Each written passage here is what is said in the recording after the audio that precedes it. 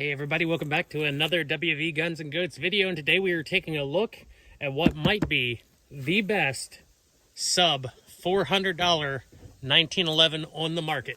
All right, let's get to it. Let's open up this really nice hard case. Got the Tisas logo, got their website on there.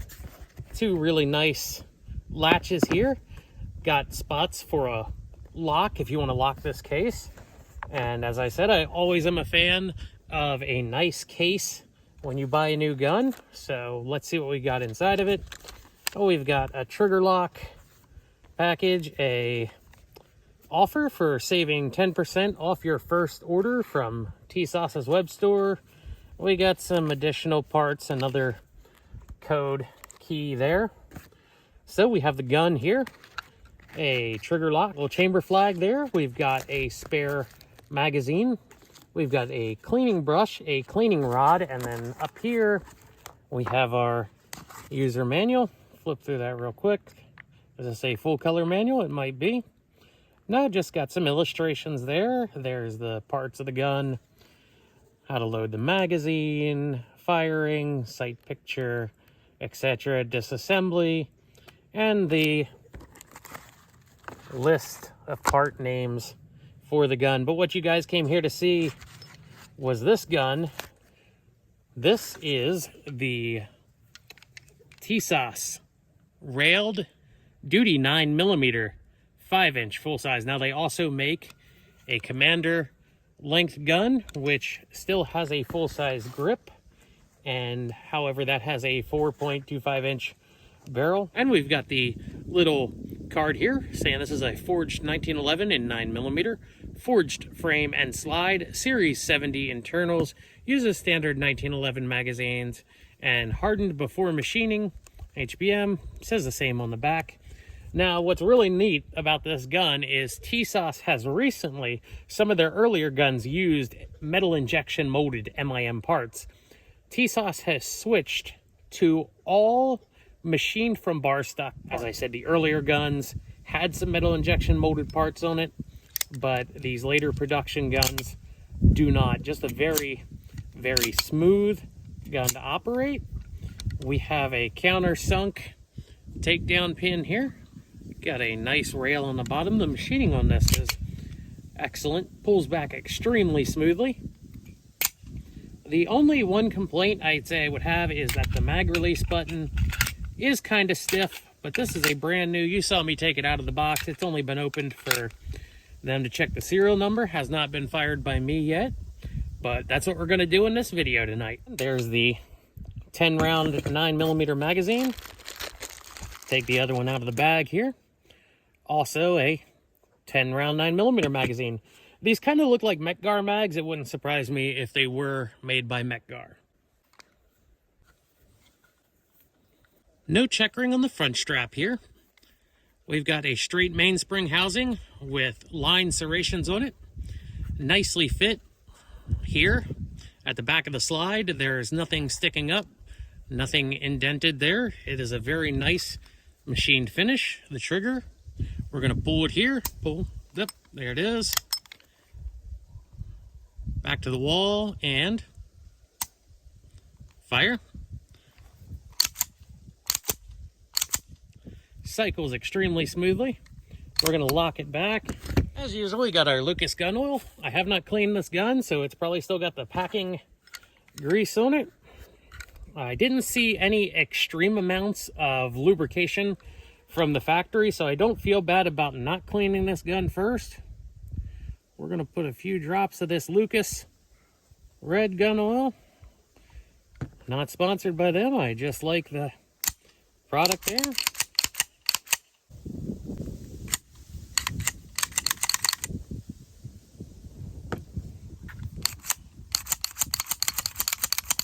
Getting much smoother to operate with that oil on there. All right, so I've loaded one of the magazines up with the Winchester white box. It was, if I had one complaint so far, it would be that these magazines were kind of hard to load towards the end of the 10 rounds. Maybe they will break in, but we will find out if they give us any problems or not.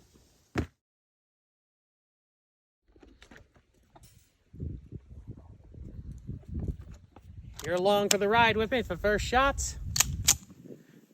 Loaded fine, let's shoot it on the steel. Safety on.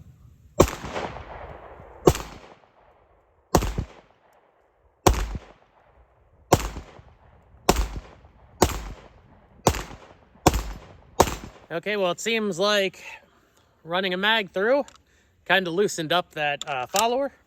It loaded a little bit easier. Let's try it again.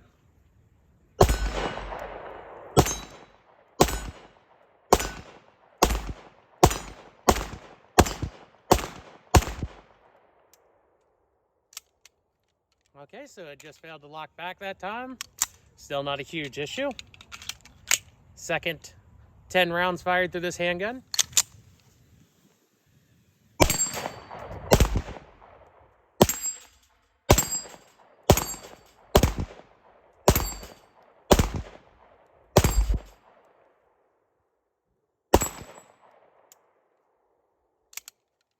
All right, second time that didn't lock back, but these are the 115 grain Winchester white boxes. I've got some heavier grains, and as I shoot this, it will probably break in some more, but we'll keep an eye on that. All right, well, this is the other magazine that came with the gun. You always want to try both of them out when you get a new gun and see how it works. Just for a test, safety works fine.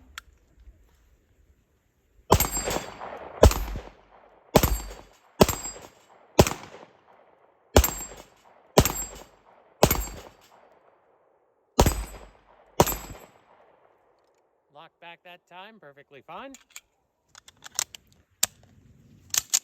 I think this is like the fourth magazine through this. Now it likes a bit of a center hold with the sights. And that took a little bit of getting used to at first, because I was shooting a little high.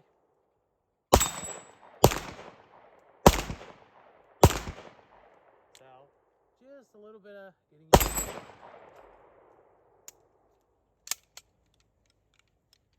So, failed to lock back that time. And that might be something, as I said, that fixes itself as the gun breaks in, or maybe with a little bit hotter 9mm ammo, as you saw the one time it did lock back the first and third time. So I took the gun apart, wiped all the oils that might have been on there, plus the original lubrication off, and then I re-lubricated the gun, and we'll see how she goes. It might just be me getting used to shooting a 1911 again. I haven't shot one in a while.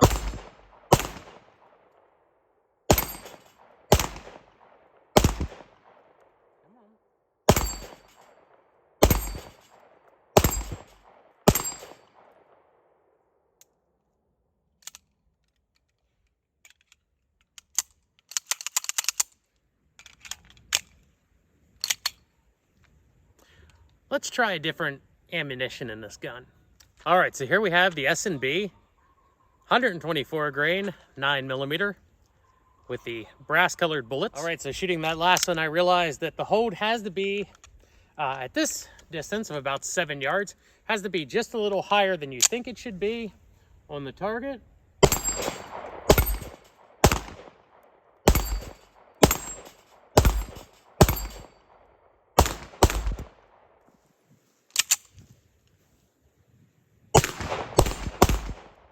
Hollow points. These are some 115 grain XTP hollow points. Let's see if it'll eat them up.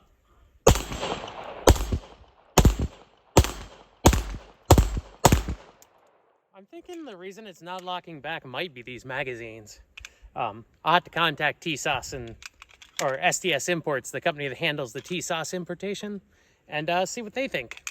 Spear gold dots. I've had these so long they came in a 50-round box.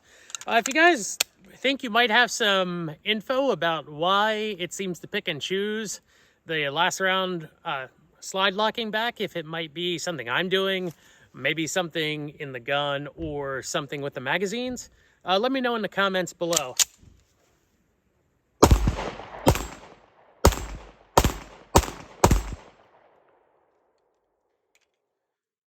Spear gold dots, no problem. So I've noticed as I shot this gun, it's getting even smoother. Lock it back here, grab the top of the slide. There's no excessive play. There's a little bit of rocking side to side, but nothing I would consider too loose, too tight. It just feels just right when you try to rock it there. The gun, if you shake it, no rattles there. Some people might not like these plastic grips on this gun. However, I think so far for a under $400 gun, this has performed excellent. It feeds hollow points. That's something you never really see in these base model 1911s, but this Tisas is just eating them up. And to have all machined parts in this gun, as well as forged slide and frame, excellent value, guys. Now we're gonna shoot some groups on the IDPA target and see how accurate it is.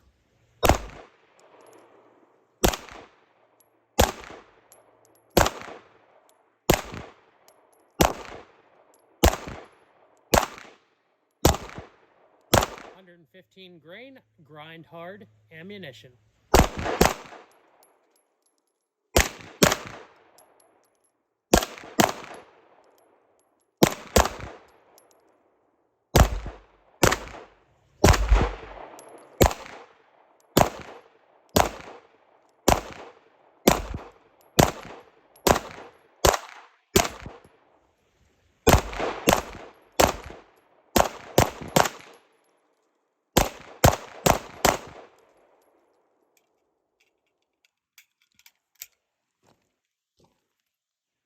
Now we're going to test the 124 grain S&B, and the gun has started to lock back on the last round.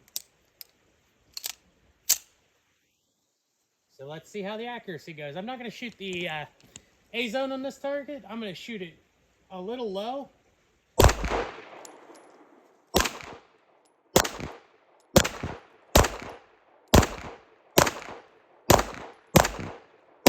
Excellent accuracy from the 124 grain S&B ammo.